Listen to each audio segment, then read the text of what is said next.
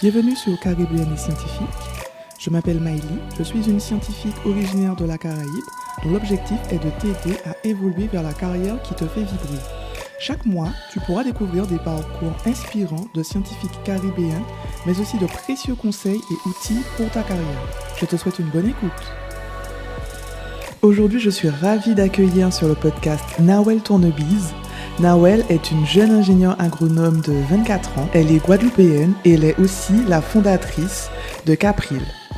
Dans cet épisode, elle va vous présenter son parcours, elle va vous parler en particulier de son entreprise et je suis sûre que vous allez adorer cet épisode. C'est aussi le dernier épisode de la saison 2 de Caribéenne et Scientifique et oui, ça passe super vite. Donc je vous souhaite une bonne écoute et je vous dis à très vite. Bonjour Nawel, je suis très contente de t'avoir sur le podcast. J'espère que tu vas bien. Je vais te demander de nous dire un petit peu les étapes de ton parcours, ce que tu as fait au niveau professionnel, et après on va en apprendre un peu plus sur toi. OK. Et ben moi aussi, bonjour, je suis très, très contente d'être sur le podcast. Ça me fait très plaisir de pouvoir être interviewée. Oui, je vais bien et c'est vraiment avec plaisir que je suis là. Alors du coup, je vais me présenter rapidement. Moi, c'est Nawet Tournebise, j'ai 24 ans. Je suis guadeloupéenne. J'ai fait toute ma scolarité aux Antilles jusqu'à la prépa BCPST que j'ai aussi fait au lycée de Barbridge. Et après, je suis partie dans l'Hexagone me former en école d'ingénieur à Unilassal Beauvais pour devenir ingénieur agronome, plutôt spécialisé en agroécologie et gestion du territoire, parce que je pense que c'est important pour la Guadeloupe. Et pendant mon école d'ingénieur, j'ai aussi fait une année de césure où j'ai fait un peu le tour du monde pour voyager, me former et voir un peu ce qui se passe ailleurs. Et voilà un peu mon parcours scolaire qui Ok. n'a pas été toujours très, très simple, mais qui suit quand même une voie assez banale, sauf l'année de césure où j'ai décidé un peu de voir ce qui se passait ailleurs. Ouais, mais justement, c'est super intéressant ce que tu nous dis sur l'année de césure. Je sais que les écoles proposent pas mal ça, et c'était ton choix de faire un petit tour du monde, ou est-ce que c'est quelque chose qu'ils vous ont proposé? Alors, c'était vraiment mon choix. Moi, dans mon école d'ingénieur, c'est pas quelque chose qu'on impose. Je sais que, par exemple, dans les écoles de commerce, des fois, on impose, entre guillemets, une année de césure. Moi, c'était vraiment un choix de me couper de mes études parce que, d'une part, entre guillemets, avec la prépa plus l'école d'ingé, ça fait, entre guillemets, 4 années où on est constamment, on doit donner, on doit Mhm, être performant. On est toujours derrière une table de cours et moi, c'est quelque chose qui me convenait pas mhm, forcément. mhm. Et je me suis dit, OK, bah, tu as envie d'être ingénieur, mais est-ce que ça a vraiment du sens? Est-ce que c'est Ouais. vraiment pertinent? Mhm, Et c'est pour ça que j'ai fait ce choix d'année de césure. C'était vraiment, est-ce que je suis sûre que ce que je fais là actuellement, ça me plaît, ça me mhm. plaira?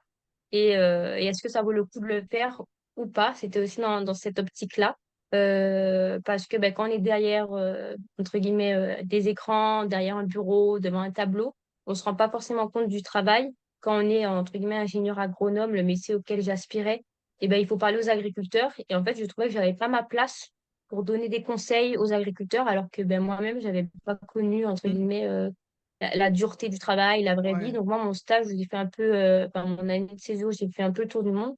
J'allais que dans des exploitations agricoles et j'étais stagiaire pendant, entre guillemets, 1 an pour voir comment commencer. Est-ce que si je donne tel ou tel conseil, est-ce que c'est pertinent ou est-ce que absolument pas et que de toute façon, l'agriculteur n'a pas les moyens. Donc c'était aussi pour me reconnecter à, on va dire, la vraie vie. Et puis il y a eu le Mhm, confinement aussi qui a fait que mhm. on est souvent chez soi, les cours en distanciel. Et là, avoir ce choix de pouvoir voyager, faire un tour du monde seul, sans avoir personne. Et c'était ça aussi, c'est que je voulais me prouver aussi à moi-même que je pouvais partir seule, même si j'étais jeune, même Effectivement, si j'étais ouais. femme, avec mon sac à dos et dire c'est parti, on y va. Mhm, Et on va profiter et de la vie, mais surtout des expériences des autres pour pouvoir se former un maximum, parce que pour moi, c'était sur le terrain que j'en saurais plus mhm. ou pas. Donc, si ça me Ouais, plairait vraiment ou pas du tout. non, mais c'est génial. Et du coup, tu as fait quel pays? Tu en as fait beaucoup ou tu avais pu choisir un peu ton trajet ou est-ce que Enfin, c'est venu un peu, tu as choisi un endroit, après tu t'es dit, bon, je vais aller là, ou est-ce que dès le début, tu avais fait ton plan de là où tu irais? Alors, dès le début, j'avais fait un peu mon plan Ok. où ça s'est pas forcément passé comme prévu parce que j'ai certains de mes maîtres de stage qui sont tombés malades ou qui ont eu des Hmm. accidents, donc ça a Mhm. un peu repoussé. Puis certaines fois, ça se passait très très bien dans des fermes, donc je suis restée plus longtemps. Ok, Mais ouais. j'ai fait la Guyane, j'ai fait la Martinique, je suis aussi allée à La Réunion, en Afrique du Sud, et des fois c'était un peu moins longtemps, donc des fois je restais 3 mois, des fois je restais qu'une semaine. Après, j'ai fait quasiment toute l'Europe parce que j'étais en stage en Irlande pendant 6 mois. Et pendant ces 6 mois-là, ben, l'entreprise où j'étais me permettait de voyager. Donc, j'ai fait la Suède, la Norvège, les Pays-Bas, Top. l'Allemagne, la Suisse. Enfin, j'ai vraiment fait un peu un grand tour. Et c'était vraiment pour voir un peu comment ça se passait. Et puis, surtout dans des élevages caprins, parce que Mhm. c'était ce aussi pourquoi j'étais partie, voir si ça me plaisait aussi. Et donc, c'était au début très défini. On va faire des stages dans tel endroit. Et puis, au fur et à mesure du parcours, ben, on se rend compte que on veut plus faire un stage à cet endroit-là parce que ça correspond plus à ce qu'on veut faire. Et Ouais. du coup, ben, je disais, bon, ben, finalement, j'ai envie de changer. Et c'est ce qui est aussi bien dans une année de césure où on fait le choix de partir, c'est que c'est nous qui décidons ou pas où on veut aller, comment on veut y aller. Est-ce qu'on veut être payé? Est-ce qu'on veut pas être payé? Est-ce que ça doit être dans des universités? Est-ce que c'est dans des fermes? Est-ce que, enfin, est-ce qu'il faut une convention? Est-ce qu'il faut pas de convention? Moi, mon école me permettait de faire des conventions de stage, donc c'était plus simple et plus rassurant Mhm. pour les entreprises qui me prenaient. Mais des fois, je pouvais aussi être, j'arrivais plutôt en tant que woofer, on va dire, donc Ok. quelqu'un qui travaille en contrepartie du logement, ben, je travaillais à la ferme et c'était aussi très bien comme ça et ça me permettait ben, de me faire des contacts et puis de voir aussi les expériences d'autres gens parce que je rencontrais du coup plein de jeunes qui étaient comme moi, qui cherchaient, qui faisaient des stages. Mais eux qui n'étaient pas issus d'une école d'ingénieur, par exemple, c'est souvent eux, c'est après le bac qu'ils décident de partir, voir un peu comment ça se passe. Et moi, c'était plutôt au bout de 4 années d'études, je commençais à m'essouffler dans mes études et j'avais pas forcément envie de les arrêter, Ouais. mais j'avais pas forcément envie de les continuer non plus. Donc, c'était un peu Mhm. le dilemme. Et l'année de césure semblait être la plus optimale parce que je savais que j'allais apprendre, je savais que j'allais savoir si le métier auquel j'aspirais, ou en tout cas celui sur lequel je travaillais dans mes études, était quelque chose qui me plaisait vraiment, ou est-ce que ça serait pas mieux de changer. Mhm. Et moi, on m'a toujours dit petite de faire ce que j'aimais Ouais. et de faire comme je l'aimais. Mhm. Si je veux arrêter les études, ben, j'arrête à condition de faire quelque chose qui me plaît. Et, euh, et c'était vraiment le credo de tous mes voyages, de toutes mes expériences. Savoir, un, si ça me plaît, deux, savoir si ça a du sens. Parce que ben, c'est important de faire des choses qui ont du sens. Clairement. Et puis, je voulais pas me lever le matin et faire un travail qui ne me plaisait pas. Ah bah c'est sûr. Ouais. C'était vraiment... souvent, on dit que quand on fait un travail qu'on aime, c'est comme si on n'allait jamais travailler le matin. Et ben, j'avais envie de partir dans cette voie-là. Non, mais c'est vrai, t'as vraiment raison. C'est vrai que, enfin, moi, je trouve que t'as déjà une très grande maturité. Et moi, je voulais te demander d'où ça te vient l'envie d'être ingénieur agronome? Est-ce que c'est des personnes que tu as vues qui étaient agronomes ou est-ce que tu as découvert le métier au fur et à mesure? Alors, ouais, c'est plein de choses. D'abord, alors faut savoir, mon père, il est ingénieur agronome dans un institut de recherche. Donc, déjà, ça a joué. Mais Mhm. au départ, j'aspirais pas du tout à être ingénieur agronome. Au contraire, le fait que mon père fasse ce métier-là, c'était, ah ben non. J'aime beaucoup ça, mais comme il est ingénieur, Je vais eh pas ben, je faire. ne veux pas faire comme lui. Donc, quand je suis partie en prépa BCPST, moi, c'était plutôt pour faire de la géologie, parce que j'aime beaucoup ça. Et puis enfin, ça a toujours été ça jusqu'au jour du concours quasiment, c'était de la géologie. Je voulais faire de la géologie. Il y avait que ça. J'adorais l'agronomie, j'adorais les sciences naturelles. C'était vraiment quelque chose qui me passionnait. Mais je me disais, bah, pourquoi le faire en métier? Bah, mon père, il le fait, ça le plaît bien, mais pourquoi je ferais comme lui? Parce que souvent, fille à papa, elle fait comme son père. C'était quelque chose qui me dérangeait un petit peu. Donc, un peu par ego, c'était pas quelque chose que j'avais envie de faire. Et enfin, pendant pile mon année de concours prépa BCPST, le confinement est arrivé. Donc, un mois avant qu'on passe les concours, normalement, on est en grosse période de révision, ben, nous, on nous dit, vous êtes confinés, il faut rester chez vous. Et du coup, je me suis posé des questions avec mon père. Justement, on a refait le jardin, on a refait plein de choses. Et à chaque fois, je lui posais des questions. Mais pourquoi on pourrait pas mettre telle Mm. chose à tel endroit? Pourquoi dans les fermes, il n'y a pas tel truc? Pourquoi en Guadeloupe, on peut pas visiter les fermes alors que quand on allait dans l'Hexagone, et ben, on pouvait visiter des fermes productives? Pourquoi on développe? Et je lui ai posé plein de questions. Et je me suis dit, mais en fait, ton ego, il va falloir peut-être que Mhm. tu l'arrêtes à un moment donné. C'est quelque chose qui te passionne, c'est quelque chose que t'aimes, alors tente-le et, euh, et tu verras bien. Il y a aussi cette peur, on veut faire comme son papa et si on est moins bon, si on réussit pas, c'est peut-être une déception. Donc c'était beaucoup de choses Mhm. que j'avais peur et c'est pour ça qu'au départ, c'était pas le métier auquel j'aspirais. Mais en fait, je me suis rendu compte que c'est vraiment quelque chose que j'aimais parce que bah, Ouais. pour moi, l'agriculture, c'est un peu la première culture, c'est ce qui nous permet aussi de nous reconnecter nous-mêmes. Enfin, quand j'étais petite et que bah, à l'école, ça se passait pas forcément bien ou qu'on me comprenait pas ou que je me disputais avec mes frères et sœurs, bah, la seule chose qui faisait que ça allait mieux, c'est que j'aille dans le jardin, que voilà, moi j'ai aussi beaucoup fait de l'équitation, donc pareil, être avec les animaux dans la nature, c'est quelque chose qui me faisait du bien et quelque chose que j'aimais beaucoup. Mon père, bah, dès qu'il allait travailler, si je pouvais l'accompagner, j'y allais. Donc, c'était soit travailler avec les animaux, soit travailler avec les plantes. Et il y avait pas de... Après le confinement, il y avait plus d'entre-deux, c'était ça ou rien.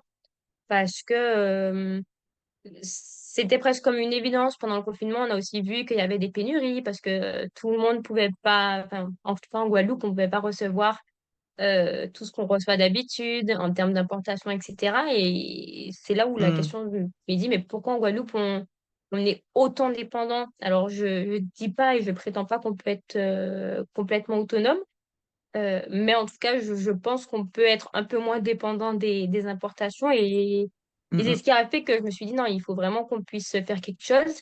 Et la question, c'était, OK, je veux faire de ingénieur, mais est-ce que ça a vraiment un impact? Est-ce que ça a vraiment du sens? Parce qu'il y a ça aussi, c'est OK, on est ingénieur. Est-ce qu'on est ingénieur pour du privé, pour les agriculteurs? Est-ce qu'on est ingénieur dans la fonction publique? Est-ce que ça a du sens d'aider les agriculteurs? Est-ce que les agriculteurs nous écoutent? Est-ce qu'on est légitime d'eux? Ou au contraire, absolument pas. Et c'est ce qui faisait aussi que j'hésitais dans ce métier-là, parce que ben, en Mhm. Guadeloupe, il faut savoir qu'il n'y a pas on n'a pas l'école d'ingénieur. Et du coup, je me pose la question, oui, tu vas être ingénieur, mais tu vas Ouais. étudier dans l'Hexagone. Donc, tu vas avoir, c'est quoi, du blé, comme des vaches laitières, mais la canne à sucre, la banane, Non, mais ça sera pas, c'est clair, ça sera pas appliqué c'est ça. au Donc, contexte il y avait ça antillais, aussi quoi. qui faisait que j'avais eu une réticence parce que pourquoi aller me former dans l'Hexagone pour des choses que je n'ai pas envie? Parce que moi, Mm. voilà. Et c'était de fait et d'office. Alors, moi, il faut savoir, j'ai une sœur jumelle et elle qui est un peu moins bonne en tout ce qui est sciences, on va dire agronomiques, etc., qui est plutôt littéraire. Et elle a fait une école de commerce et elle, de fait, elle savait qu'elle voulait voyager, profiter, mais pas revenir en Guadeloupe tout de suite. Donc, elle, faire une école dans l'Hexagone où elle allait Mhm. voir un peu plein d'autres choses, ben, ça paraissait logique, intuitif, ça avait Ouais, du ça la sens. gênait pas. Et moi, au Ouais. contraire, je me disais, Mm. mais moi, de fait, je veux revenir en Mhm. Guadeloupe, alors pourquoi j'irais étudier ailleurs? Sauf qu'en Guadeloupe, on n'a pas le titre ingénieur. Et on Mhm. sait que malheureusement, le titre ingénieur fait que beaucoup, même si on a un master en agronomie tropicale, ben non, c'est mieux d'avoir le titre ingénieur en agronomie, même si c'est très général. Donc la question s'est aussi posée de est-ce que ça a vraiment du sens de partir alors que je ne ferais pas de l'agronomie tropicale, celle que j'ai envie de faire, celle que j'ai envie de développer. Bah oui, Et, clairement. et après, je me suis dit, bah, pars sur quelque chose de général, fais de l'agroécologie, fais de la gestion des territoires, de la gestion de l'eau, de la gestion du sol. Parce que Mhm. ça, c'est Mhm. voilà, Ouais. Ouais, sans te c'est ça, spécialiser sur la façon dont exactement. l'agriculture Et fonctionne ça, c'est en hexagone, quoi. universel. Mhm. Et du coup, c'est ce qui a fait que je me suis dit, OK, on y va, on reste sur du très large et des choses qu'on peut réappliquer dans les dom-toms. Après, il y a des écoles spécialisées dans tout ce qui est agronomie tropicale, hein, dans l'Hexagone, et c'est très, très bien.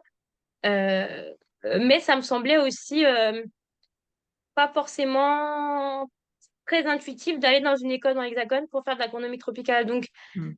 c'était plein de non-sens pour moi qui rendait mon choix de parcours un peu plus compliqué. Mais, mais c'était une évidence, j'avais envie de revenir au pays et surtout de dire, OK, on a les capacités, on a les compétences. Maintenant, il faut qu'on essaye de se mettre tous ensemble et qu'on avance. Et avec le titre ingénieur, je me suis dit peut-être que j'aurais un peu plus de poids sur ça. Et donc, enfin, entre guillemets, merci au confinement, parce que je pense que c'est ce qui a déclenché aussi cette envie de développer l'agriculture en Guadeloupe. Ouais, non, mais Voilà. c'est super intéressant tout ce que tu dis parce que je ressens beaucoup de. T'as besoin de sens, en fait, de comprendre aussi pourquoi tu fais les choses et quel est l'impact de ce que tu fais. Et je le ressens Mm. beaucoup dans tout ce que tu dis et je partage vraiment ton point de vue parce que je comprends vraiment ce que tu dis. Ça a moins de sens, je trouve, de vouloir travailler sur l'agriculture tropicale si tu n'es pas sur place, si tu peux pas faire tout ce qui est plantation, etc. sur place, quoi. Enfin, je comprends, je comprends. C'est Et ça. justement, tu as créé Capril. Moi, je t'ai connu via Capril. Est-ce que tu peux nous en parler, nous dire un petit peu qu'est-ce qu'il y a derrière ton projet, comment tu as eu cette idée, enfin, un petit peu toute la genèse. Ok. Du coup, qu'April est né en même temps que mon année de césure. Mhm. En fait, alors, pour faire clair, Capril, c'est mon entreprise qui a été créée enfin, qui a été créée officiellement en 2023. C'est une entreprise qui a pour but de mettre en place une ferme polyculture élevage de chèvres créoles avec transformation laitière. Donc, tout ce qui est yaourt, lait, fromage, tome, un peu tout ce qui est possible dans la transformation. Et du coup, ça m'est vraiment venu, pareil, très naturellement. C'est en école d'ingénieur où on nous impose de visiter certaines fermes pour donner des pistes d'amélioration, des suggestions, etc. Et on est allé dans une ferme en Normandie.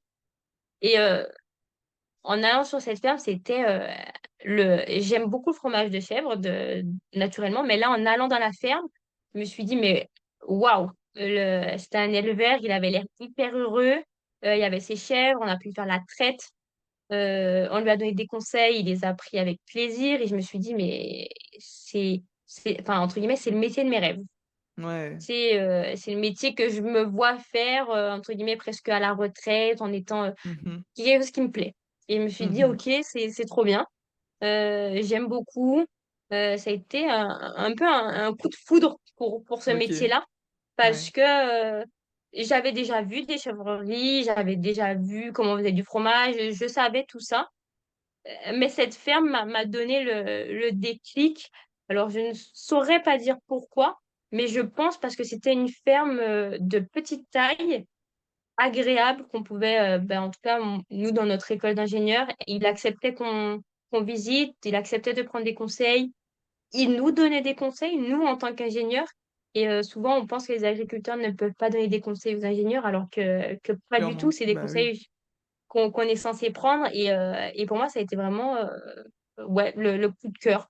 Et après, j'ai continué à parler à l'éleveur et je lui ai demandé ce qu'il en pensait. Est-ce qu'il savait qu'en Guadeloupe, ça n'existait pas? Mhm. Après, je suis retournée en vacances en Guadeloupe en me disant, bon, j'ai adoré cette ferme, j'en ai parlé à tout le monde comme si c'était incroyable, Ouais. qu'on pourrait faire ça en Guadeloupe. Et tout le monde m'a dit, mais Nawel, il n'y a personne qui le fait, personne ne veut le faire. Mhm. Deviens juste ingénieur et puis ça ira. Mhm. Peut-être dans 10 ans, tu pourras développer ça avec un agriculteur qui veut bien se Ouais. lancer. Et je me suis dit, OK. Après, j'ai remangé du fromage en étant en Guadeloupe et je me suis dit, bon, on est quand même sur quelque chose, c'est deux salles, deux ambiances. On a un fromage Ouais. malheureusement transformé, oui, il a le goût du fromage de Cherbourg, mais il y a quand même beaucoup plus d'additifs parce que bah, ça doit Mm. rester plus longtemps. Enfin, donc, Mhm. je me suis dit, OK. Et le pire dans tout ça pour moi, c'était qu'il était au même prix, Mm. voire plus cher que des fromages locaux que je goûtais dans l'Hexagone qui étaient bio. Et je me suis dit, bon, là, on est Il y a quand un même problème. Ouais. sur une aberration C'est clair. assez monumentale. Mhm. Et puis, Nawel, dans 10 ans, tu trouveras un agriculteur qui veut se lancer. Et je me demandais, mais pourquoi on me dit jamais, toi, Nawel, fais-le? Clairement. Et, euh, et du coup, j'ai dit, bah, c'est pas grave, personne ne veut se lancer. Moi, j'aime ça, je Mhm. comprends pas pourquoi on le fait pas. Essayons. Ok. Et au départ, ça a été un peu accueilli bon, moyennement. Alors, par ma famille, ça a été accueilli super bien. Euh, essaye. Alors, c'était pas tu vas y arriver, c'était plutôt Ouais, essaye, tu essaye, tu vas verras. voir. Mais à une condition, c'est que tu finis ton école d'ingénieur. Je Mm. dis, OK, euh, on peut le tenter. Et puis après, pour moi, continuer mes études d'ingénieur, ça n'avait plus de sens vraiment parce que Mm. Mhm. j'avais déjà trouvé le métier que je voulais faire. C'était éleveuse de Ouais. chèvres. Alors, pourquoi continuer dans ça? Donc, je suis partie en année de césure, voir, alors de un, prouver aux gens que j'étais capable, même si je Ouais. fais 1m60, 40 kilos, je suis pas moins apte qu'un homme, Clairement, ouais. et que ça me plaît vraiment. Parce qu'on m'a dit, Nawel, tu t'es mis ça dans la tête, c'est un Ouais, petit est-ce que t'es hobby pendant un sûr si ça mois. se fait? Bah Voilà. oui, bah oui, bah oui. Si je viens de découvrir ça, ça sera un petit truc, Mm. ça va te faire pendant un mois et puis tu vas arrêter. Et Mhm. finalement, pendant l'année, mon année de césure, c'était plus je faisais des stages et plus j'aimais ça. Et je me disais, OK, non, c'est vraiment ce que tu veux faire. Alors, des fois, il y a des stages, on me faisait travailler de 6 heures à 23 heures. Et des fois, le soir, j'étais fatiguée. Je me disais, mais c'est de l'enfer. J'ai même pleuré certains soirs tellement j'étais épuisée. Mais le lendemain, Mhm. je me réveillais toujours avec le gros smile. C'est on y va, on Ouais. va voir tout le Mm. monde. Et je me suis dit, OK, c'est vraiment ça. Alors oui, le soir, des fois, c'est dur. Mais le lendemain matin, tu es tellement heureuse que y a pas besoin de se poser la question. Donc, c'était vraiment le grand défi, partir seul, se former seul et voir que ça me plaît toujours. Donc voilà, Capri, il est vraiment né d'un petit coup de foudre. Puis après, montrer aux autres que c'est possible parce que personne ne veut se lancer et je comprenais pas vraiment pourquoi, Mhm. alors Ouais. que ça me semblait tellement intuitif que j'avais beaucoup de mal. Et puis j'avais rencontré des éleveurs qui aimaient le lait, qui voulaient faire, mais qui ne se lançaient pas. Et je me suis dit, mais enfin, il y a une pensée limitante, il y a une Mm. croyance limitante qui fait Mhm. qu'on n'y va pas. Et que moi, entre guillemets, tout le monde me l'a dit, hein, que de ma jeunesse, j'ai l'air, Bah oui. enfin, Oui. tous les rêves peuvent être possibles, donc fais, que ça Mm. sera moins dur pour moi de me relever que quelqu'un d'autre. Mm. Que quelqu'un qui a C'est, 40 ans et qui commence le truc, quoi, en fait. Mm. voilà. J'ai Mhm. dit, c'est pas grave, et que pour moi, ça fonctionne pas, on refait Mhm. d'une autre manière, mais on Ouais, bien refait, il n'y a pas sûr, de, bien sûr. Et puis il y si a tu pas de apprends des raison. choses aussi, si par exemple ça marche pas tout de suite, bah tu apprends des choses. C'est pas que tu vas jamais y arriver, c'est que ça te donne des éléments pour mieux faire, C'est c'est ça. tout. Mm. Et on apprend toujours, et que ce soit dans la réussite ou dans l'échec, Tout à fait. on apprend. Et pour moi, c'était vraiment enfin, contre-intuitif qu'on me dise de pas y aller, mais en même temps Mais oui. d'essayer et que au pire, je Mm. ferai autre chose. C'est même pas tu referas autrement, c'est tu Ouais, feras c'est tu feras autre complètement autre chose. chose. Ouais. Et donc voilà, après mon année de césure, enfin pendant mon année de césure, j'ai participé à un concours avec une start-up en Guadeloupe et ça m'a encore plus poussé à faire développer la ferme, donc April, parce que et la Chambre d'agriculture, la région, la SAFER, enfin toutes les institutions qui étaient là, ils ont dit oui au Mhm. projet. Ouais, bah La oui. population qui était là a dit oui au projet. Je me suis dit, Bah bon, oui, clairement. ben, les freins se lèvent petit à petit. Alors oui, pour beaucoup, il y a encore des choses. Le cabricole ne fait pas parce que j'ai fait un choix aussi. Mhm. C'est le choix de prendre une espèce, une race, en tout cas le cabricole qui est pas du tout adapté à la transformation laitière, hein, à la production de lait, mais plutôt pour la viande.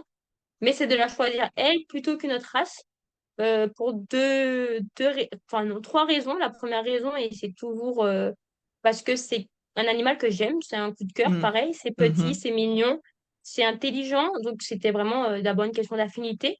Ouais. Ensuite, c'est pareil, c'est des croyances limitantes, on me disait, toi, Nawel, t'es petite, pas très costaud, tu vas pas y arriver. Et Mm. la chef créole, on dit pareil, elle est petite, elle produit pas de lait, Mm. donc ça va Mhm. jamais fonctionner. Ouais. Ouais. Ok. Et après, c'est aussi une race qui est menacée par d'autres races qui sont plus productives parce qu'elles sont plus grosses. Ok. Mais c'était montrer aux éleveurs aussi que quand on a un double atelier et du lait et de la viande, et ben on est rentable, on est vivable et on est viable.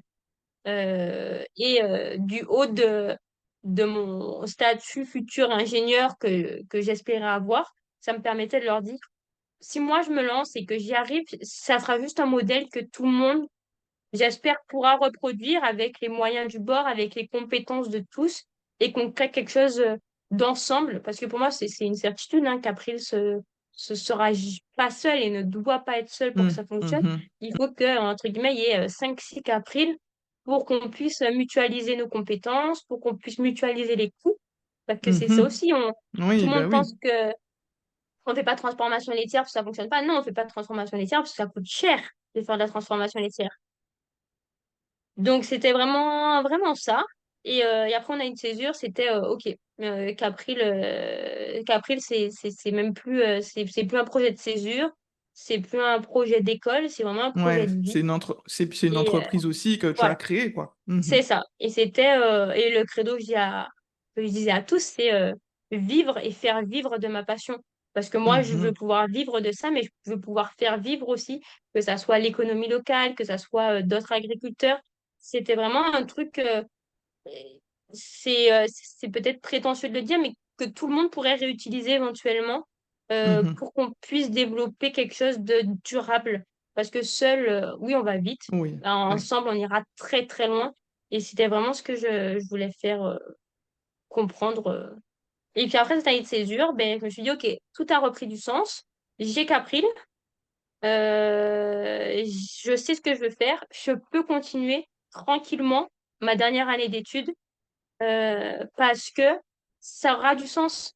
Ok, tu deviens ingénieur, donc tu pourras donner des conseils, tu pourras être pertinente, tu pourras revoir quelque chose, tu pourras aider dans les dossiers et tu seras aussi à la place des agriculteurs. Donc tu sauras que donner telle solution, c'est quelque chose de absolument pas viable. Au contraire, cette solution est peut-être plus pertinente parce que tu l'auras Ouais, testée toi clairement. aussi. Ça enrichit en fait ton parcours puisque tu fais et tu conseilles en fait. Tu as les deux rôles. C'est ça. Mhm. Donc voilà, Capri, c'est une histoire un peu de passion Ouais, clairement, et clairement. après d'ambition. Voilà. Non, mais c'est génial. Et justement, alors là, tu es en Guadeloupe.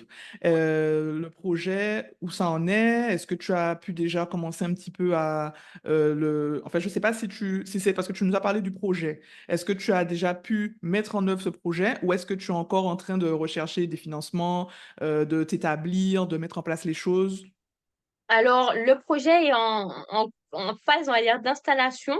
Ok. Donc, comme je l'ai dit précédemment, j'avais déjà gagné un prix au Green Startup de la région.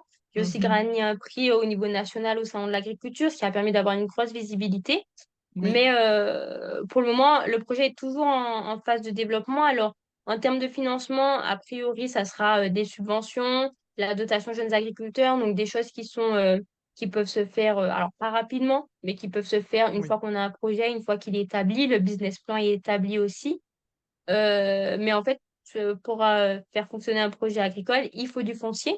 Et moi, je ne Mhm. suis pas issue du milieu agricole, donc je n'ai pas de parents Ouais, bah oui. qui ont des terrains. Et c'est ça le plus dur, parce que, il y a plusieurs petits freins, mais qui restent des freins. C'est d'une part la pollution au Tout à chlordécone. fait. Ouais. Mhm. Alors, il n'y a pas d'interdiction. Il faut savoir que moi, il n'y a pas d'interdiction parce qu'il n'y a pas de production laitière en Guadeloupe, donc il n'y a pas besoin d'interdiction. Mais on sait que le chlordécone se retrouve dans le lait maternel des femmes, donc il se retrouvera dans le lait Ouais. de n'importe quel mammifère. Donc, ça paraît pas pertinent de faire une production de Sur un sol capri sur un sol chlordéconé, contaminé, clairement. surtout si on veut faire de la transformation laitière.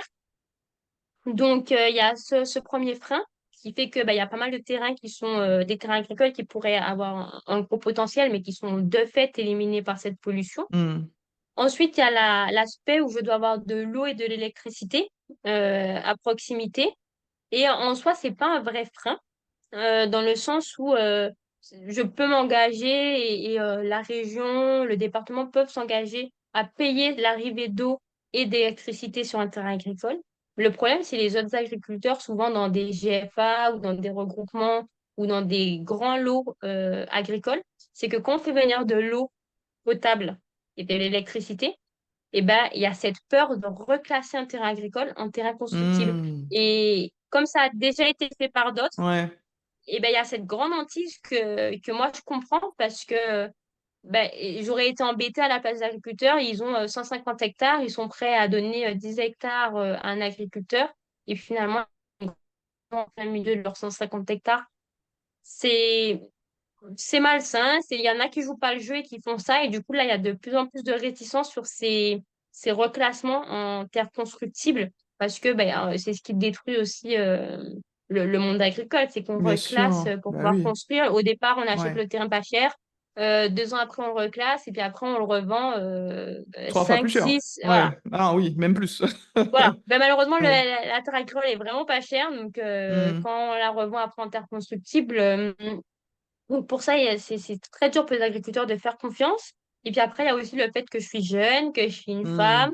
Mhm. Ça fait des petits freins qui bloquent parce que moi, je me suis lancée seule dans le projet. Donc, Mhm. est-ce qu'on fait vraiment confiance à une femme qui peut-être dans Bien 3 ans sûr. tombe enceinte? Et Ouais. c'est des questions légitimes qu'ils se posent, mais euh, j'arrive à le concevoir, mais souvent je le comprends pas Mm. parce que des jeunes garçons, ils peuvent aussi avoir leur congé paternité, ils peuvent Bien avoir sûr. envie. Et Donc, puis, ils peuvent mais avoir bon, aussi envie d'arrêter, ils peuvent aussi voilà, envie d'avoir, de faire autre chose. Enfin, pour moi, c'est pas quelque chose de limitant, au contraire. c'est ça, mais pour certains, ça l'est. Oui. Et du coup, ça fait que il y a aussi ces difficultés parce que quand on trouve du terrain privé, on doit justifier qu'on y arrivera, que même si on est une femme et des fois, on a beau se justifier, on reste, enfin, entre guillemets, je resterai une femme. Donc, euh, pour certains, c'est le fait que ça soit une femme, c'est Ah ouais. catégorique et c'est non. Je pensais pas Mais que c'était aussi ancré quand même, tu vois. Enfin, tu vois, alors, de ce que tu me dis, je pensais que ça avait un peu évolué quand même dans les mentalités. alors ça a évolué, ça a Ouais. évolué. Le seul problème qu'il y a, c'est que ces dernières années, on a eu beaucoup de jeunes, tout confondus, hein, qui souhaitaient reprendre des terrains et qui n'ont Mhm. pas fait bon escient. Donc, en fait, même là, pour un Ça, jeune ouais. garçon, prendre Hmm. du terrain, il y aura ces freins-là parce que d'autres Ok. en ont abusé. Ok. Et malheureusement, des fois, on a plein de choses, on est dans l'excès et finalement, on fait pas les choses, Bah, c'est ça. C'est ça. entre guillemets, parfaitement. Et du coup, Hmm. ça crée pour les autres certains freins en plus. Euh, Après, les femmes dans le milieu agricole, c'est un tiers des actifs, donc c'est pas rien. Oui, c'est pas Mais rien, c'est ouais. pas non plus on n'est pas non plus sur du 50-50. Donc ça Clairement. fait qu'il y a certains agriculteurs qui sont toujours dans ces mœurs-là. Et même quand j'étais dans l'Hexagone, dans mon école, on était, je crois, deux en tant qu'ingénieur à vouloir reprendre une ferme. Ah oui, Les quand autres, même. c'est on sera conseillère, ok, mais par contre, Hmm. reprendre une ferme, etc., ça, Ouais. c'est, voilà, c'est pas encore ça. Et puis, même en termes d'école d'ingé en agronomie, la majorité des personnes, c'était des garçons, des jeunes garçons. Et c'est comme ça. Et Hmm. on ne fait pas dire qu'on est formaté, mais il y a un peu cette sélection au départ qui fait que, entre guillemets, les garçons sont plus aptes à, on va dire, la science. Alors que je pense pas, mais c'est comme ça et il faut se donner les Ouais, moyens pour. ce sont des préjugés aussi. Voilà. C'est, voilà. Et c'est souvent Non, ça, mais ouais. c'est des croyances limitantes qu'il faut lever et Tout c'est à comme le fait. fabricant ne le produira pas, il peut produire. Donc voilà, on en est là pour le moment sur du foncier, donc Ok. c'est un peu compliqué. Ouais. Mais il y a je travaille beaucoup avec l'INRAE pour faire des tests sur la Mhm. lactation, sur la sélection des chèvres créoles. Donc, Ok. enfin, entre guillemets, les travaux de fabrication de fromage, de sélection génétique sont Ouais. déjà en cours. Ok. Ça marche. Les devis sont déjà faits. Il y a certains bâtiments enfin, certaines infrastructures de bâtiments qui sont déjà commandées pour une fois que le terrain soit signé, on puisse commencer les démarches. Donc, enfin, entre guillemets, on est sur la bonne voie. Ok. Après, il faut que, entre guillemets, certaines institutions débloquent aussi certains terrains et qu'on apprenne aussi en Guadeloupe à diversifier nos cultures parce que Bien la sûr, ouais, banane, la ouais, canne à sucre, c'est c'est que de très la bien, monoculture. Ouais, c'est la mais monoculture, c'est là, de la ça va plus. Ouais, monoculture et à un moment clairement. donné, voilà, faut repenser. Je dis pas qu'il faut arrêter, je dis Hum, qu'il hum, faut hum. Tout diversifier. à fait. Oui. Et ça pour tout le monde, je pense autant pour les agriculteurs, pour le sol et pour l'économie. Ça, c'est vraiment un cercle vertueux, je dirais, parce que c'est ce qui fera que ça fonctionnera. Parce que là, on constate, enfin, les agriculteurs, des fois, se plaignent que, par exemple, on a baissé en rendement. Sauf qu'on peut pas Oui, mais c'est augmenter de sûr que rendement quand on est mais si on sur. plante toujours les mêmes plantes, forcément, ça épuise la terre. Enfin, moi, c'est un Voilà, peu intuitif. Je suis pas dans le domaine, mais pour moi, c'est un peu intuitif de dire que ça épuise la terre, en fait. Qu'il faut, c'est un peu ça. voilà. C'est vraiment un peu ça, mais pour certains, Hum, c'est ce qui les fait vivre et donc pourquoi ils arrêteraient? mhm. C'est des cultures qui sont subventionnées. Ben Donc, oui, ouais, c'est ce que j'allais dire aussi. C'est parce qu'il y a des subventions aussi que sur la banane notamment, on sait qu'il y a de très grosses subventions par rapport aux autres cultures où les subventions sont plus faibles. Donc forcément, ben après c'est une histoire de coût, hein, je pense aussi c'est que qui fait que. exactement ça. Mm, mm, Donc, mm, et après, on est aussi très peu d'ingénieurs à avoir le statut aussi agriculteur. en, Ok, en oui. Guadeloupe. Comme, Donc, ça ouais, fait aussi que si on arrive à être plus à s'installer en agriculture ou plus à se rendre compte du travail d'un agriculteur, ben, de vraies solutions pourraient peut-être être données parce que clairement. certaines fois, enfin, moi, je sais que des fois, dans notre école d'ingénieur, on nous dit de faire des hypothèses. Et des fois, bah, moi, je me suis retrouvée des fois à faire des hypothèses incroyables que la personne ferait un meilleur rendement de tant de temps d'argent, de tant de tonnes par hectare. Et puis, quand je présente ça à l'agriculteur, il me dit, bon, c'est super, mais ça C'est fonctionne pas pas la, comme ça. ouais, c'est ça. C'est pas la réalité du terrain, quoi. Voilà, on pense que ça fera ça, mais on n'a pas Ouais, pensé à plein d'autres choses qui font l'écosystème de clairement, l'agriculteur. c'est ça. Et on se rend pas compte. Donc, si on arrive à faire plus, même des fermes expérimentales pour montrer que, OK, ça fonctionne ou OK, c'est absolument aberrant notre solution, même si sur le papier, elle paraît incroyable. Dans les faits, c'est pas ça. Donc voilà, pour le moment, toujours à la recherche de Ok, foncier. ok. Mais je perds pas espoir Oui, bien parce que sûr. ben, plus on avance et plus on est dans un développement aussi comme ça en Guadeloupe, on veut manger local, on veut manger Tout à fait. durable. Ah oui, bien on, sûr. Ouais. on veut développer On fait l'autonomie. attention à ce qu'on mange aussi. Tu as parlé Voilà, de la pollution à la chlordécone. Les gens, ils sont de plus en plus sensibilisés, donc ils comprennent un peu aussi les enjeux qu'il y a derrière. Donc c'est ton projet, il entre vraiment dans une vision un peu globale c'est ça. sur notre mode même de consommation, quoi. Donc C'est c'est... exactement ça.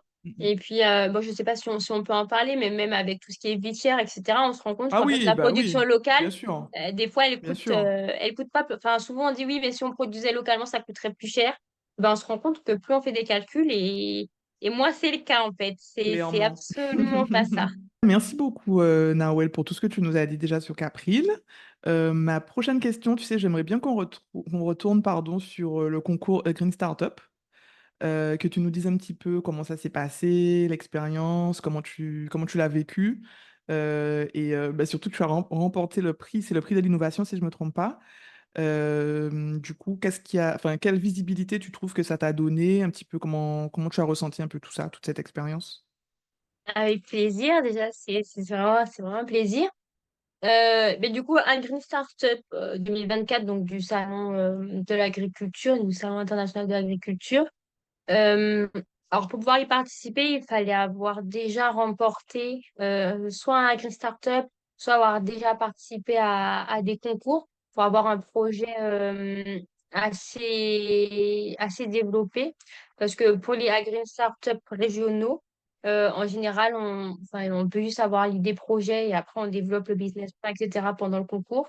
Mais là, pour ce Green Startup là, ils voulaient vraiment quelque chose, enfin, ils voulaient des entreprises déjà qui savent plus ou moins pitcher et qui ont déjà un vécu de concours derrière parce que ben, ça allait être au Salon international de l'agriculture, qu'il y aurait enfin, beaucoup de personnes seraient dans le public, on serait dans un espace ouvert où ben, en fait on est dans un espace ouvert où les passants passent. Donc nous on parle, mais il y a peut-être 100, 200 personnes le temps de notre pitch qui sont passées. Passe comme Voilà. ça devant toi. Ah oui, quand Parce que, même. Ouais, voilà, faut être on concentré. était en plein milieu d'un hall et il fallait pitcher.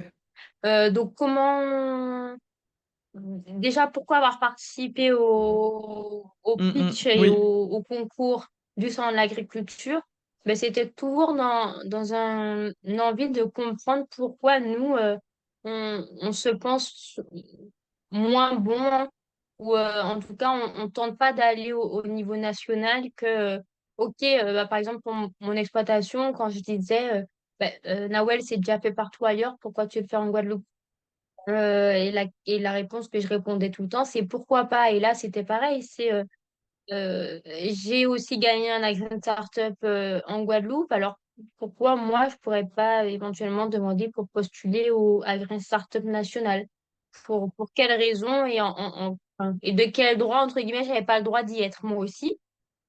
Euh, clairement. et, euh, et donc, c'était d'abord, voilà, vraiment, on l'a fait en Guadeloupe, alors pourquoi on peut pas le faire au niveau national?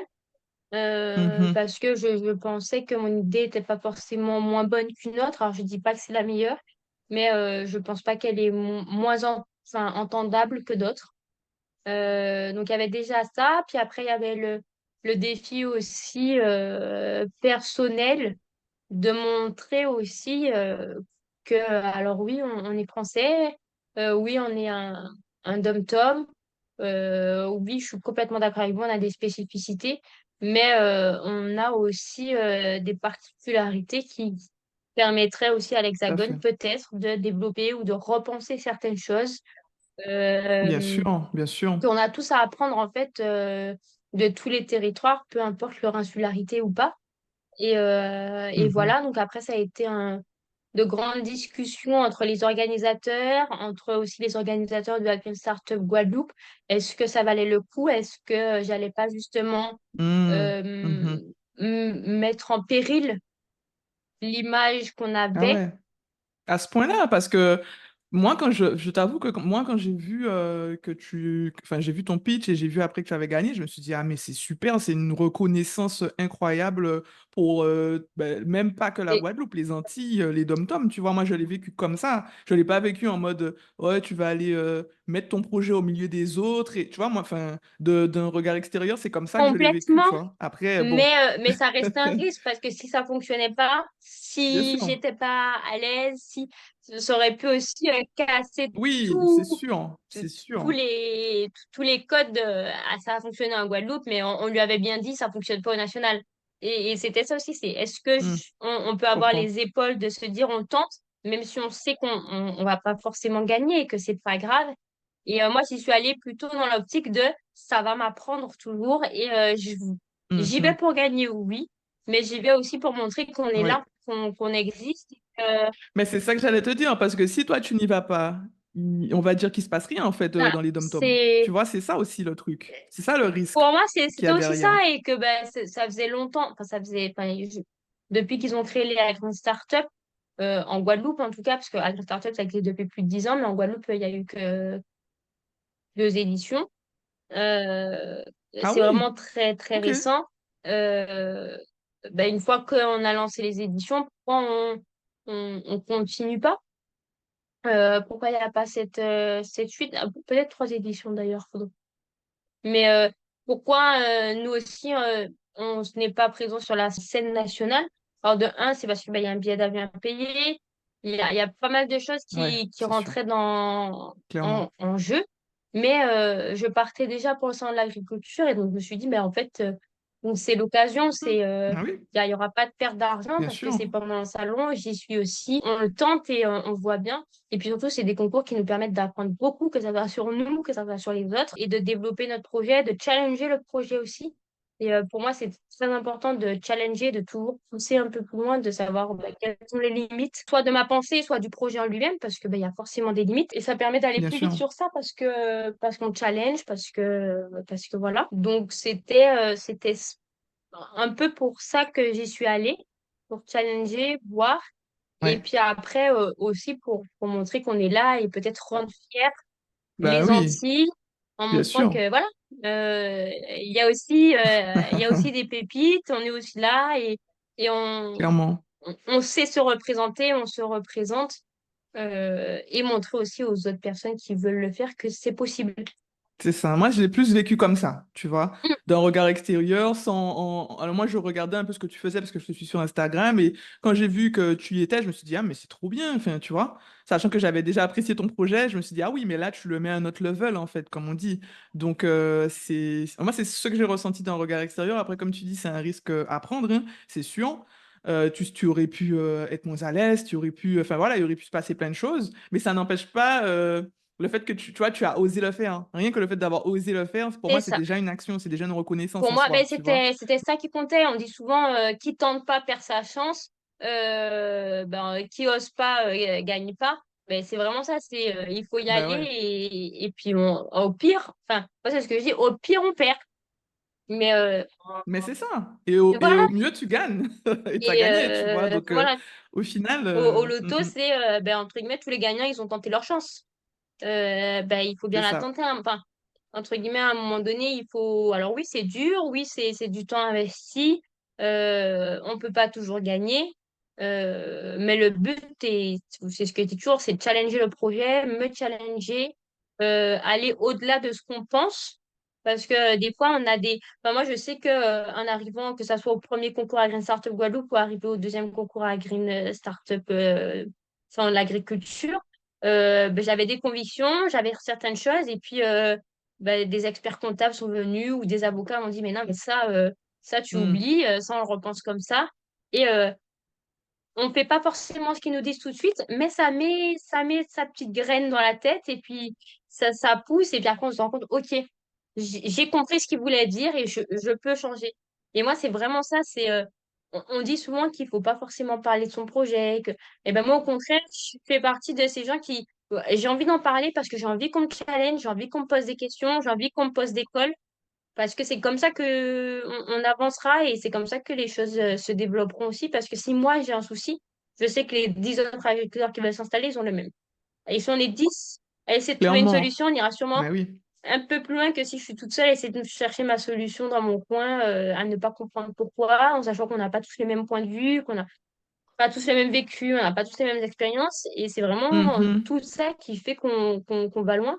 Donc, c'est vraiment pour ça, le concours à Green Startup National, parce que j'avais envie de confronter les idées un peu qu'on avait au niveau local, au niveau national, parce que ça se trouve, on a trouvé l'idée Tout à super. fait. Ça Ben se trouve, oui. dans l'Hexagone, on va me dire, OK, tout ce que vous avez dit, il y a beaucoup de choses qui vont pas et c'est ce qui permet aussi de pousser le projet.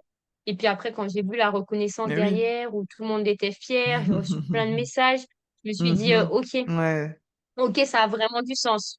Ouais, clairement, ça a vraiment du sens. Et en plus, moi, je trouve que ça donne Mm, encore plus de poids à ton projet parce que, comme tu dis, tu l'as pensé au niveau local et là, tu as la reconnaissance au niveau national. Donc, pour moi, ça montre que ton projet, il est 100% viable et que limite, tu peux le complètement. répliquer, en fait. Pour moi, c'est un peu cette notion-là de répliquer ton projet que je vois derrière la reconnaissance nationale parce que ça veut dire qu'ils se rendent compte que ce projet-là peut être appliqué n'importe où parce que sinon, enfin, je pense que si ça se limite juste à un territoire, c'est un peu plus difficile de gagner au niveau C'est national. ça. Enfin, pour moi, Ouais, c'est un peu la vision que j'ai, tu vois.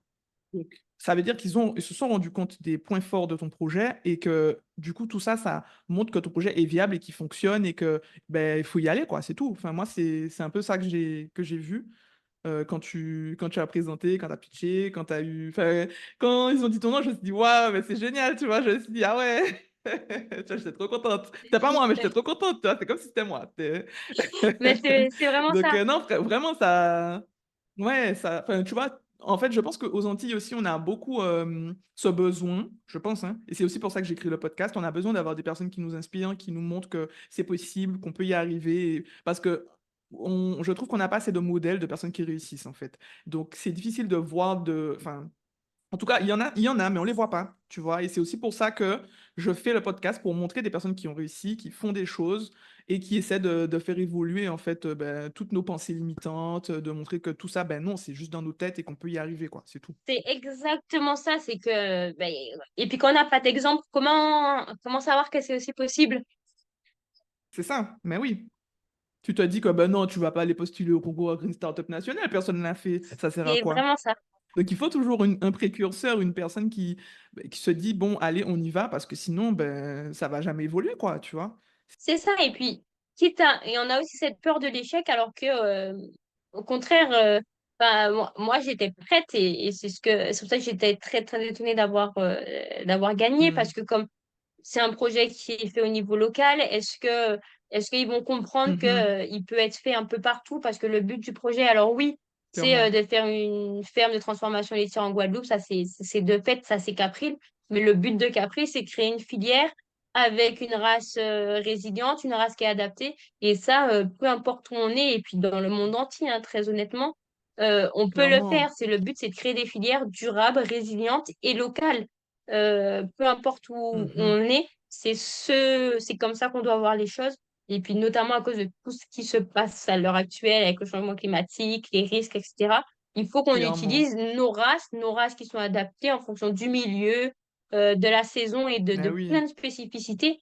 Et moi, c'était vraiment ça, c'est montrer que ben, même les petites races, même les races qu'on dit pas adaptées, etc., ben, si, et il y a une raison pour laquelle elles font cette taille-là, il y a une raison pour laquelle elles font ce poids-là. Euh, enfin, entre guillemets, mhm. tout a une raison et c'est comme nous, les humains. On a des poils pour des raisons, on a des cheveux pour des raisons. Enfin, Et c'est toujours cette même question de est-ce que ça a du sens? Oui ou non? Est-ce que j'importe des Mhm. chèvres qui ne peuvent pas sortir? Est-ce que ça a du sens? Non. Est-ce que prendre des chèvres, alors oui, qui sont plus petites, qui produisent moins, mais j'aurais pas de problème, je peux les laisser pâturer, je peux les laisser vivre leur vie, et moi, je peux vivre la mienne. Est-ce que ça a du sens? Ok, oui, Nawel, parce que tu seras plus libre, parce que... Et, et quand on n'a pas ces exemples-là, ben, on ne sait pas, donc on fait, entre guillemets, ce qu'on sait faire. Si on peut importer, on importe. Si on peut utiliser ce qui a été fait autre part, on réutilise. Euh, et on a cette peur d'échouer, cette peur que ça fonctionne pas. Euh, Si on a autant cette peur, pourquoi faire des... Enfin, moi, des fois, je dis ça, enfin, je fais aussi des séjours de vacances avec des jeunes, parce que je suis directrice, Mhm. et je leur dis, mais vous avez peur de pas réussir, ok, mais il y a toujours des chances de pas réussir, alors pourquoi vous faites? Bah oui, Pourquoi vous c'est faites si vous ça. avez peur? Mhm. Ah oui, mais ben Mhm. voilà, eh ben, Mhm. faisons. On échoue, et ben ok. On n'échoue pas, mais c'est incroyable et c'est l'explosion de joie, quoi. Enfin, C'est clair. Mais oui, mais oui. C'est vraiment ça, hein. Non, mais c'est vraiment ça. Et je suis très contente que tu dis ça parce que je suis sûre qu'il y a beaucoup de personnes qui vont se reconnaître dans ton profil et qui des fois ont un petit peu peur d'oser, tu vois. Et au final, ce que tu dis, je pense que ça va pousser encore plus à l'action, tu vois. Donc j'aime beaucoup tout ce que tu dis parce que ça aidera forcément. merci beaucoup. Et j'espère. Et moi, enfin, faut que les gens disent que on, on peut pas perdre. Quoi qu'il arrive, on ne peut, enfin, pour moi, c'est vraiment ça, on ne peut pas perdre. Alors, Ouais. oui, on échouera. Oui, ça ne fonctionnera pas. Oui, ça ne marchera pas. Mhm. Oui, ça ne sera pas comme prévu. Alors ça, c'est une Ouais. certitude, c'est oui. Moi, quand j'ai lancé certaines choses, ça fait 1 an que je cherche du terrain.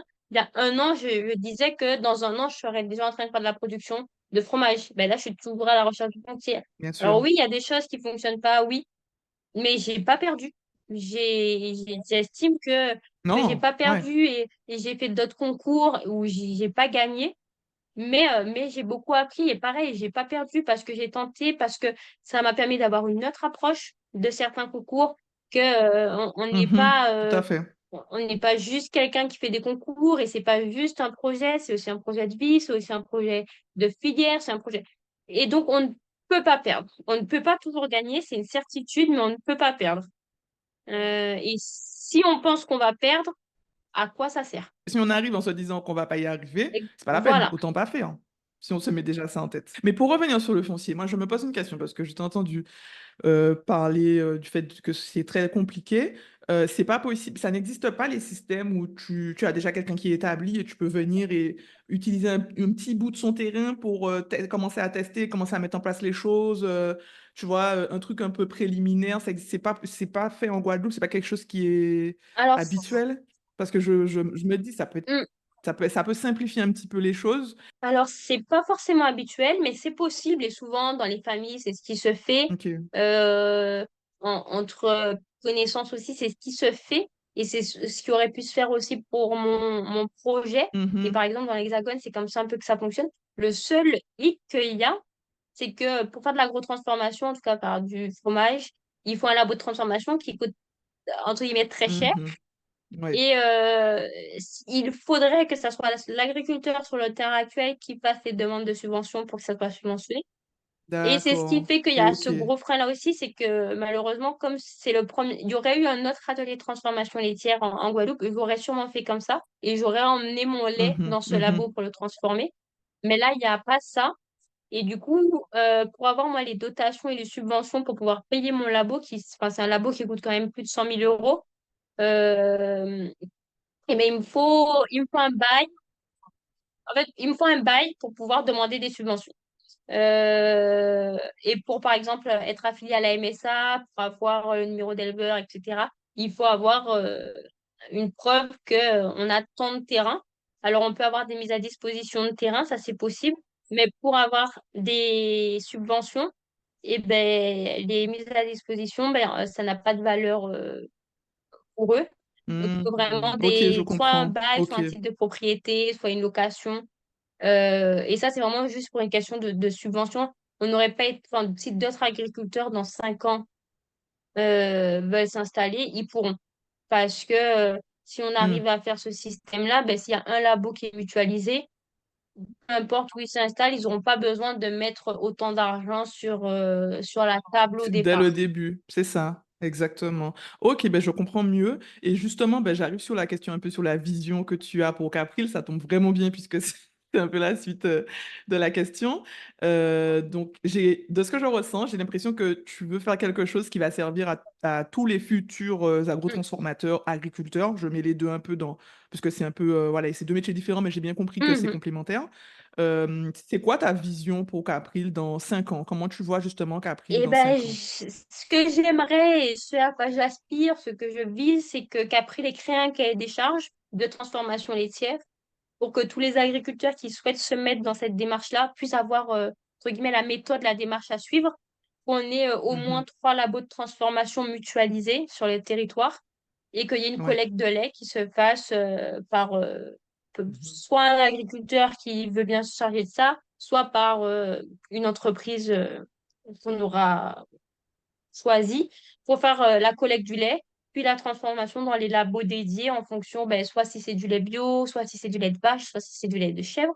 Parce que le but de Capri, c'est vraiment de développer la filière laitière en Guadeloupe et après plus largement aux Antilles.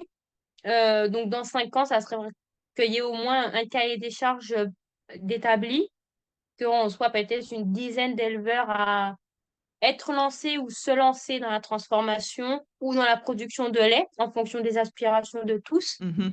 et qu'il y ait au moins aussi 5 éleveurs qui aient un revenu enfin, un revenu vivable et viable pour la pérennité de leur exploitation, qu'ils n'aient pas besoin d'être en double actif, qu'ils puissent juste être agriculteurs à temps plein.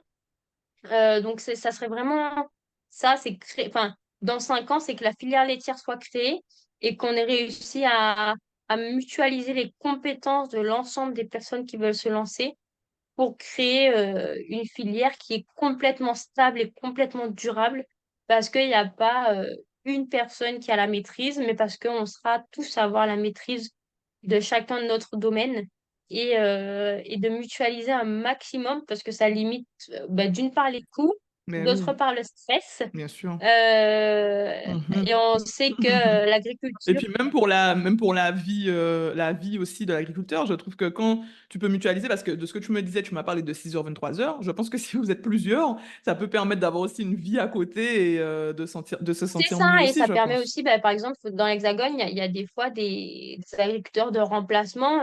Ben, toi, tu pars en vacances une semaine, ben, nous, on se charge d'aller s'occuper de tes Ouais, c'est animaux. ça. Et ça, en Guadeloupe, on le fait faire par la famille, etc. Mais des fois, c'est une charge. Alors que si on arrive à être tous en bon réseau et d'être en accord, d'être en confiance les uns des autres, ben, tu veux partir 2 semaines en vacances, ben, tu pourras parce qu'il y aura quelqu'un qui viendra pour emmener tes animaux, pour nourrir tes animaux, pour traiter tes animaux. Enfin, et comme ça, c'est une vie aussi plus décente pour les agriculteurs, pour la famille de Ouais. l'agriculteur. Donc, je pense que c'est tout bénef. Et le but, enfin, ça serait vraiment, enfin, la vision auquel j'aspire, alors c'est peut-être très bisounours, mais ça serait qu'on arrive à mutualiser un maximum les compétences pour créer des filières qui soient vraiment durables, mais pas juste durables économiquement. C'est que ça soit durable et environnementalement parlant, et socialement parlant, et Mhm. économiquement. Ouais, Parce que souvent, quand on dit durable, on pense à l'environnement ou à l'économique. Par contre, au social, au privé, ça, on n'y pense pas. Et si le privé, ça fonctionne pas, si le social, ça fonctionne pas, ben, à un moment donné, le petit cercle qui est environnemental, sociable et économique, s'il y a un des piliers qui fonctionne pas, ben, il y a quelque chose qui se cassera et tout va c'est casser. clair. Donc, euh, donc Ouais, voilà. non, non, mais c'est vrai, ouais. Mhm. Non, mais ouais, franchement, ben, c'est une belle vision. Je te souhaite vraiment que ça fonctionne et je pense que ben, avec toute la passion que je ressens derrière ton projet, je m'inquiète pas beaucoup. Merci. J'ai hâte de suivre un peu tes aventures et de voir un peu comment t'évolues. On arrive sur la fin du podcast. La question que moi j'aurais aussi, c'est, alors tu nous as déjà un petit peu parlé de tes ressentis en tant que femme avec les difficultés que tu as rencontrées ben, par rapport au fait que tu nous disais qu'il y a que un tiers des femmes qui font ce que tu fais. Quels sont les grands défis que tu as rencontrés en tant qu'entrepreneur en Guadeloupe? Euh, À part cela, est-ce que tu en as eu d'autres ou est-ce que c'est principalement ça que tu as eu comme défi? Ah, j'ai eu malheureusement d'autres défis. Pour moi, le défi d'être une femme dans l'agriculture, c'est quelque chose de national. Et Ouais. c'est pas de, pour moi, le fait d'être une femme, c'est pas un vrai défi, mais c'est un fait. Mais par contre, dans l'entrepreneuriat en Guadeloupe, il y a déjà les choses sont longues. euh, Mm. Parce que quand on crée quelque chose pour que les papiers... Alors déjà, il y a plein de spécificités pour les dom-toms. Et donc, quand en plus de ça, on veut créer quelque chose d'autre, eh ben, c'est encore une spécificité à rajouter, à créer dans les formulaires. Et ça, c'est très compliqué. Enfin, pour exemple, sur les formulaires pour, euh, pour la MSA, ben, il n'y a pas chèvre laitière. Ah, Donc, d'accord. c'est un détail et c'est vrai, mais que quand on veut développer la filière et qu'on veut être déclaré pour des chèvres laitières, etc., parce que si je suis pas déclarée en tant que chèvre laitière, est-ce que je peux vraiment vendre du lait? Et donc, des petits détails qui font que ça prend plus de temps parce que les choses sont déjà très spécifiques et du coup, quand on rajoute certaines choses, ben, il y a encore plus de spécificité. Donc, déjà, il y a ça. Après, il y a aussi Mhm. tout ce qui est le fait que souvent, ça repasse par l'Hexagone. Tu sais, on veut une subvention, on Ouais, veut bah être oui. Ouais. déclaré, Mm. et ben, on fait tout en Guadeloupe, puis après, tout repart dans l'Hexagone. Puis, donc, les délais sont Mhm. très longs. Même pour créer une entreprise, les délais sont longs. Ouvrir un compte, quand il y a les choses sont, enfin, il n'y a pas les petites cases faites pour les dom-toms, ben, Mm. ça prend plus de temps. Donc, je pense il y a beaucoup ça. Et puis après, il y a le fait de l'import, parce qu'en fait, pour la complémentation alimentaire, etc., même si on veut faire quelque chose de local et qu'on essaie de réfléchir, les aliments, même s'ils sont fabriqués en Guadeloupe, ils sont souvent produits dans l'Hexagone, envoyés en Guadeloupe, puis sont fabriqués, enfin, transformés en Guadeloupe. Et ça, on s'en rend Mm. compte quand on cherche plus, mais ça fait un coût sur l'import très cher. Bien sûr, bien Le sûr. coût pour amener du matériel de transformation, on a déjà le coût du Mhm. matériel, plus le coût de... Plus les Voilà. taxes Donc, ça d'octroi. fait Ouais. plein Mm. de petits Mhm. détails qui font que c'est vite long. Tout devient vite... des choses Mm. compliquées deviennent encore plus compliquées dans l'entrepreneuriat, dans les Mhm. dom-toms. Donc, pour moi, c'est ça les plus gros freins. C'est que tout, peu importe ce qu'on veut faire, ce qu'on veut lancer, ce qu'on veut créer, tout doit être respécifié, recréé et repasser par l'hexagone. Ouais. Mm. Donc, ça fait parfois des ping-pong qui sont longs et que tout coûte Ah excessivement bah oui. cher. Donc déjà, créer une Bah oui. entreprise, c'est cher. Et la créer dans les dom-toms, ben, c'est encore plus cher et on n'a pas de garantie que ça fonctionne. Donc ça fait que pour avoir des prêts, c'est aussi dur.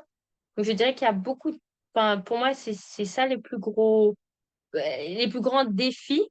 Et puis après, c'est le défi aussi de casser les codes sur les productions en milieu insulaire.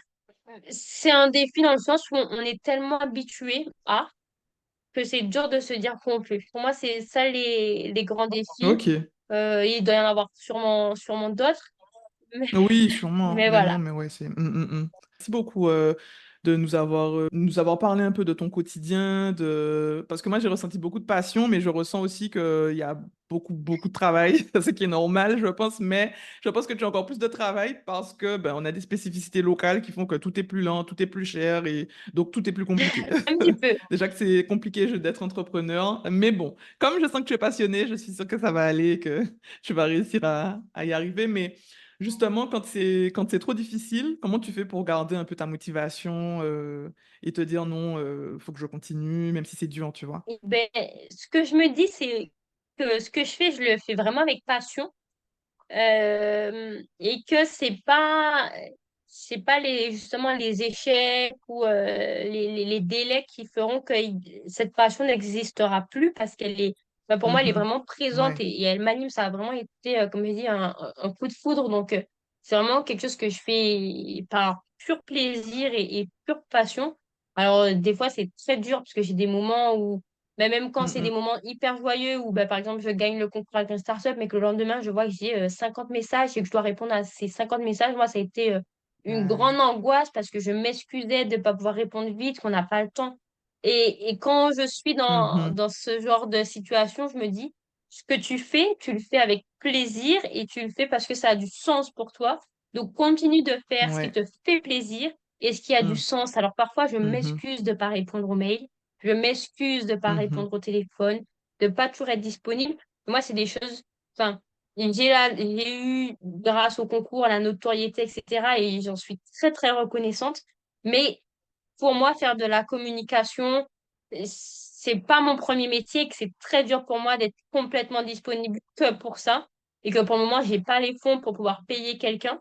Donc, voilà, je m'excuse, et c'est ce que je dis souvent aux gens, c'est désolé de m'excuser parfois d'être là, mais je m'excuserai, et je ferai ce que j'aime, et je continuerai de faire ce que j'aime, et c'est toujours comme ça que Mhm. j'arrive à continuer à faire ce que j'aime. C'est que je reste sur ce qui me plaît, ma passion, que je sais que j'ai des engagements à respecter et quand je peux pas, ben, je m'excuse, j'essaie de pouvoir tout respecter. Mais que moi, mon premier métier, c'est l'agriculture. Et que, alors oui, il y a la communication, oui, il y a la passion, il y a l'envie de vouloir partager, Bien ça c'est sûr, bah vrai. oui. Mais le premier métier, c'est l'élevage, c'est l'agriculture, c'est l'agronomie et que je Ouais. ne veux pas Bah qu'on oui, m'enlève tout à cette part. fait. Et c'est en Mm. me reconnectant à Mhm. cette part, en allant voir mes animaux, en me disant, OK, tu aimes toujours, tu le fais toujours avec Mhm. passion, tout va bien. Le Mhm. reste, c'est Ouais, des détails. ça te rassure, hein. Voilà, Ouais. Mhm. Ouais, tout à fait. Non, mais génial. Merci beaucoup, Nawel, c'est franchement, moi. pour cette interview. J'ai passé un super moment, j'ai appris plein de choses. Déjà que j'aimais beaucoup ce que tu faisais, bah là, c'est top. Je suis vraiment Merci. contente que tu sois passé dans Caribéenne et Scientifique. Et du coup, bah, je laisse toujours un petit temps à mes invités pour dire un peu ce qu'ils veulent aux auditeurs. Donc, je te laisse le micro. Ok, et ben merci beaucoup. Pour moi, c'est un super moment. Et si j'ai quelques petites choses à dire, ben c'est faites ce que vous aimez. Vivez de ce que vous aimez, vivez vos passions, vos rêves pleinement, parce qu'on sait malheureusement pas de quoi demain est fait. À ceux qui Clairement. le peuvent, de voyager, voyager un maximum. Moi, c'est ce qui m'a Mhm. créé, c'est ce qui m'a permis de me développer, et, entre Mhm. guillemets, presque de voler de mes propres ailes. Donc, si vous pouvez voyager, ben, voyagez parce que c'est vraiment quelque chose qui forme, on apprend des gens et surtout, n'oubliez pas que on est pour le coup tous égaux et qu'on peut apprendre de tout le monde et qu'on doit apprendre de tout le monde. On n'est en aucun cas supérieur à parce qu'on a tous des expériences et des choses à partager et que c'est ce qui vous permettra aussi, vous, d'évoluer. Et voilà, j'espère que vous allez manger du fromage de chèvre de Ah Capri oui, prochainement pour ceux j'ai qui le hâte. peuvent. Moi, j'aime beaucoup le fromage de chèvre, donc j'ai hâte. Ah ben voilà, Non, mais merci beaucoup, Nawel. Je te souhaite c'est beaucoup moi. de bonnes choses avec April, beaucoup de réussite et que tout fonctionne comme tu veux, même si on sait que tout ne fonctionne pas du premier coup, qu'il y a des choses, ça sera compliqué, Voilà, mais ça va fonctionner. C'est ce qu'il faut se dire. c'est ça. Il faut se donner les Ben, moyens. exactement. Je te dis à très bientôt et on reste en contact. Avec plaisir, merci pour tout. Merci d'avoir écouté cet épisode, j'espère qu'il t'a plu. N'hésite pas à le partager ou à laisser un commentaire sous la plateforme de ton choix. À très vite!